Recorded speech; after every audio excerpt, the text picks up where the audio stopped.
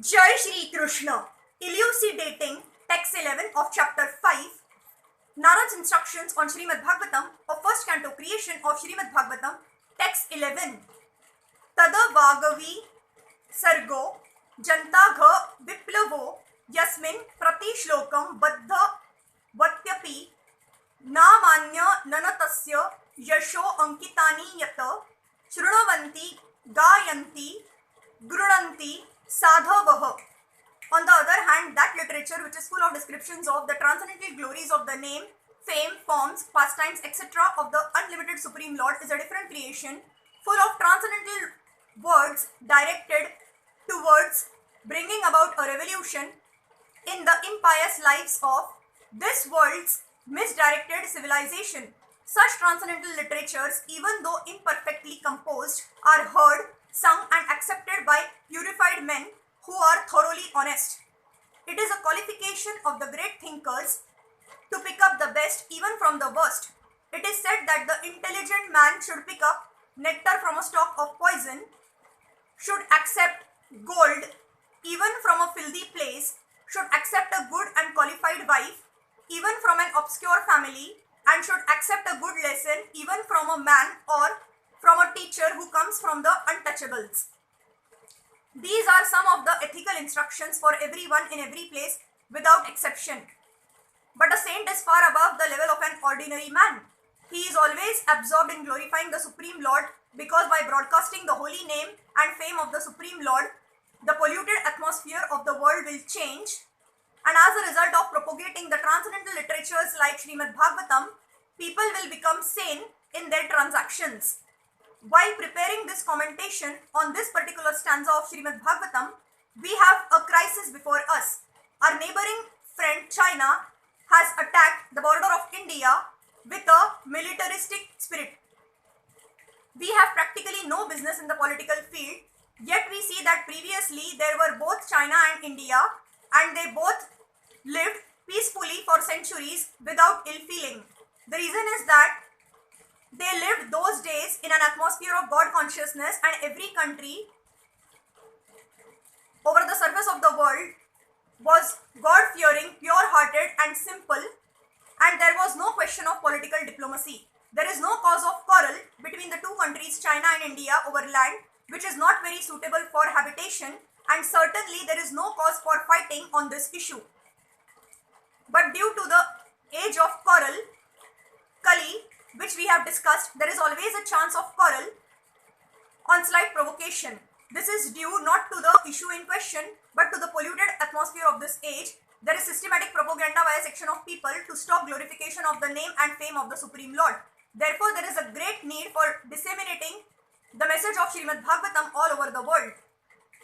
It is the duty of every responsible Indian to broadcast the transcendental message of Srimad Bhagavatam throughout the world, to do all the supermost good as well as to bring about the desired peace in the world. Because India has failed in her duty by neglecting this responsible work, there is so much quarrel and trouble all over the world. We are confident that if the transcendental message of Srimad Bhagavatam is received only by the leading men of the world, certainly there will be a change of heart, and naturally the people in general will follow them. The mass of people in general are tools in the hands of the modern politicians and leaders of the public. If there is a change of heart of the leaders only, certainly there will be a radical change in the atmosphere of the world. We know that our honest attempt to present this great literature conveying transcendental messages for reviving the God consciousness of the people in general and re-spiritualizing the world atmosphere is fraught with many difficulties. Our presenting this matter in adequate language, especially in foreign language, will certainly fail, and there will be so many literary discrepancies despite our honest attempt to present in the proper way. But we are sure that with all our faults in this connection, the seriousness of the subject matter will be taken into consideration, and the leaders of society will still accept this due to its being an honest attempt to glorify the Almighty God. When there is fire in a house, the inmates of the house go out to get help from the neighbors who may be foreigners, and yet without knowing the language, the victims of the fire express themselves and the neighbors understand the need, even though not expressed in the same language. The same spirit of cooperation is needed to broadcast this transcendental message of the Srimad Bhagavatam throughout the polluted atmosphere of the world. After all, it is a technical science of spiritual values, and thus we are concerned with the techniques and not with the language. If the techniques of this great literature are understood by the people of the world, there will be success. When there are too many materialistic activities by the people in general, all over the world, there is no wonder that a person or a nation attacks another person or nation on slight provocation. That is the rule of this age of Kali or quarrel.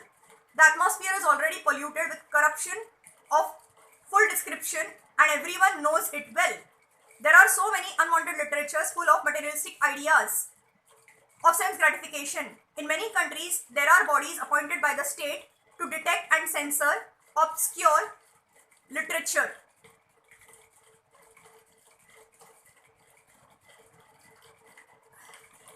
This means that neither the government nor the responsible leaders of the public want such literature, yet it is in the marketplace because the people want it for sense gratification. The people in general want to read, that is a natural instinct, but because their minds are polluted, they want such literatures. Under the circumstances, transcendental literature like Srimad Bhagavatam not only will diminish the activities of the corrupt mind of the people in general, but also it will supply food for their hankering after reading some interesting literature. In the beginning, they may not like it because one suffering from jaundice is reluctant to take sugar candy, but we should know that sugar candy is the only remedy for jaundice. Similarly, let be there systematic propaganda for popularizing reading of the Bhagavad Gita and the Srimad Bhagavatam, which will act like sugar candy for the jaundice-like condition of sense gratification. When men have a taste for this literature, the other literatures which are catering poison to society will then automatically cease. We are sure therefore that everyone in human society will welcome Srimad Bhagavatam, even though it is now presented with so many faults, for it is recommended by Shri Narad, who has very kindly appeared in this chapter. Thank you.